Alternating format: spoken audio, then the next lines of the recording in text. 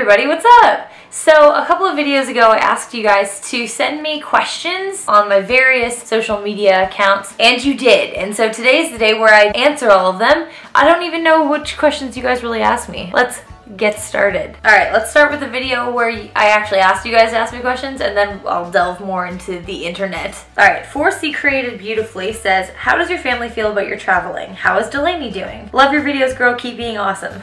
Thanks, man. My family, okay, here's the deal. I'm not going home in December. I have just a couple of days ago, after much back and forth in my head, decided that I'm gonna stay in Australia a little bit longer because I love it here. Some people who have watched my Canada versus Australia video, just my first one, which is my most controversial video to date. A couple of people from that video seem to think that that video is me saying I don't like this country. Excuse me. Of course I do. Australia is one of the friggin' best countries ever to live in, ever. That video is purely a joke, but anyway, I digress. I am staying here for a little bit longer, and I just had to tell my family, and they were sad that I wasn't gonna be home for Christmas, because that'll be 2 Christmases in a row that I haven't been back. Christmas over here, everybody, they get drunk and have barbecues at the beach, which sounds like a really good Canada Day or Independence Day or whatever, but it doesn't feel like Christmas to me, so that sucks the most. My family in general, though, totally supports me. My mom, when I Skyped her and told her that I was going to be staying,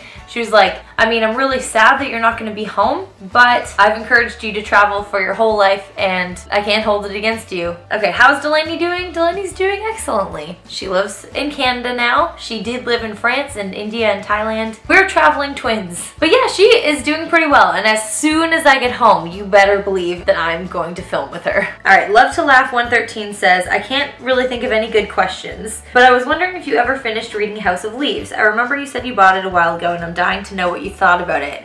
Okay, here's the thing. I never finished House of Leaves. It's still at home in Canada waiting for me to finish reading it. I started it a couple of times and then broke my ankle, and then just, even though I had so much free time, didn't feel like reading, which is weird and totally backwards, but I was like super depressed back then that I couldn't even get a book to like keep my interest. I don't know what it is, but when I go home, I will read it. Okay, Vanilla Song 1. Hey Orla, you've given me so many questions. Okay, number 1, after traveling so much, where do you think you want to settle? Canada or elsewhere? I want to grow old in Canada because I freaking love Canada. Canada is a bomb-ass country. But there are some things holding me in this country, man. This is a good country with some good people. I reckon I will settle in Canada. I want to. Number 2, what is one kind of survival technique that you have for getting through rough patches in your life? I'm kind of weird in this way, in that whenever I'm around other people, I never want to let it show that I'm going through a rough patch. But in those circumstances, I make sure that I have a lot of time alone when I want it, because I need to listen to music and just think about stuff. Anyone who knows me knows these go with me everywhere I go. If I'm meeting up with people for drinks, I still bring these because I need music for the way there, the way back. That's just the way I am. Music's like my therapy. Seriously. Number 3, what's your favorite tradition that you and your family had when you were growing up / still have? Favorite tradition by far is all of our Christmas traditions. We just have a whole lot of Christmas traditions, and every single one of them, because it takes too long to explain. Every single one of them means a lot to me, which is again why I'm sad that I'm not coming home this year. Okay, Nicole Shoebridge says, if you could go back in time and change one thing, what would it be? By the way, love your videos. Thanks, Nicole. If I could go back in time, the first thing that comes to mind as an answer to that question is one of my really good friends was killed in a car crash in 2014, in May 2014, and his birthday was 6 days before the accident, and he had asked me to come visit him on his birthday and like stay over and go to a barbecue with him the next day and stuff, and he was like, let's just hang out, we haven't seen each other in a while, and I said no because I had to work and I had no way to get to his house because he lived in another city. And then 6 days later was the accident, and really, if I could go back and change anything, I would have gone and hung out with him. I mean, granted, if I could go back, I would call him the morning of the accident and make sure he didn't get in one, but I guess if you could veto the opportunity to change any major accidents like that, you know, if I can't change that fact, then I would have changed the fact that I wasn't able to see him. I mean, obviously I couldn't have known, but that's the number one thing I guess I would change. Emily Paredes, I think I'm saying that right, says, what's your favorite Australian slang word? P.S. Love your videos.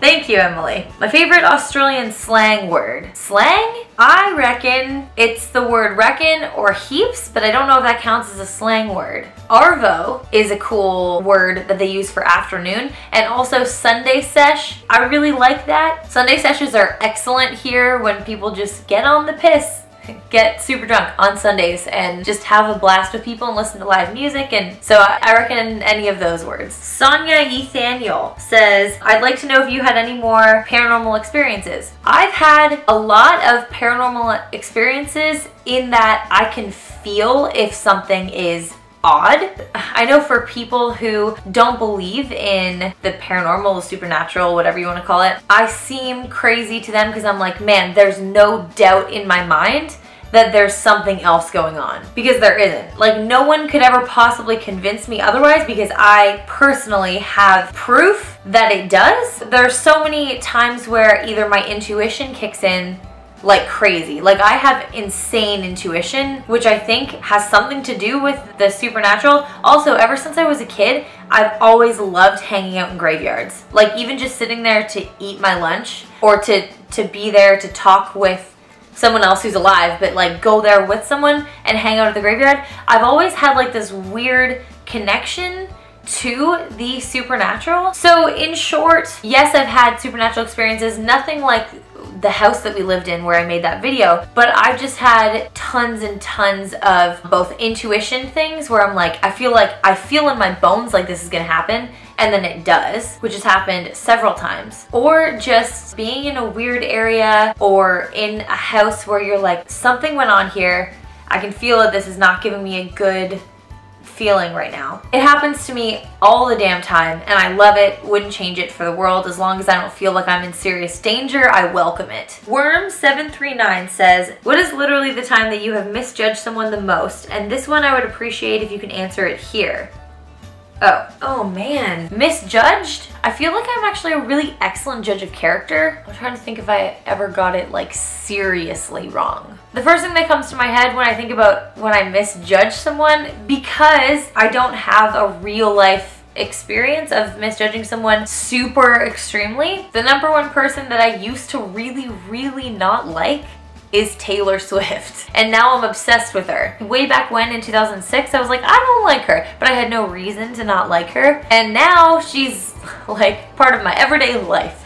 Like, just before I turned on this video, I was listening to the Ryan Adams 1989 album, because if you guys don't know, he covered all of her songs and made his own 1989 album. And it's really good, so if you haven't heard it, I recommend you listen to it. But honestly, I know that sounds like a cop-out, but I can't think of a time where I seriously misjudged somebody. I have times where, like, at first we both don't get along and then we do. I've been misjudged before by what other people say about me, like other people who don't like me say about me, and then I've had people later on apologize to me for thinking of me the way that they thought of me, because once they got to know me, they realized that those people were wrong. But yeah, I honestly don't think I've misjudged anyone really. Okay, on to Twitter. Emily Littlejohn at Heelys_Emily says, how long does it take you to get ready in the mornings? Now, it takes me a whole lot less time than it used to. Before, I used to wear like way too much face makeup. My eye makeup, I change up every day. But with face makeup, I put on a way less amount than I ever have before. So it takes me, maybe if I actually kind of take my time with it, half an hour. But it used to take me up to like 2 hours if I felt like doing my makeup for 2 hours. And sometimes I still do that because it's fun. But in general, my life right now is so busy with double shifts and stuff like that I don't have time to do my makeup for 2 hours, nor do I even care that much. Isabel Bradley at iBradley says, where did you get the name Dorm Room Divas? DormRoomDivas was the stupidest name choice. It was actually not my choice, it was my friend Alex's choice. I used to share the channel with her. For the first month of the channel, this girl that I went to university with, she and I decided to make our own channel, and then she came up with the name DormRoomDivas, and I was like, yes, let's call it that. That's so clever. But we're not divas whatsoever. And we weren't in a dorm after the first year, but now my channel's been going on for almost 6 years, and I can't change it. It's very annoying because really I'm not DormRoomDivas anymore. I'm just Room. Okay, on to Instagram. Annalise_96 says, are you planning to go back home? If so, when and why? Greetings from Ecuador. I love your videos. Thanks, Annalise. I am planning on going back home. I'm probably going to be here until February or March. Let's be real, March is when it's going to be less of a shock for me to come home because I know February is still really cold. And after almost 2 years here, it'll be really, really difficult for me to go from summer here to winter there. So I reckon I'll probably stay till March, not quite sure. So that is it for the Q&A today. I hope you guys liked it. I might make this Q&A thing a once every 6 month type thing, or I don't even know. I don't know. But let me know what other videos you'd like me to do, and I love you guys a lot, and I'll see you all next Thursday. I'll actually try to put this up on a Thursday, by the way. Okay, bye!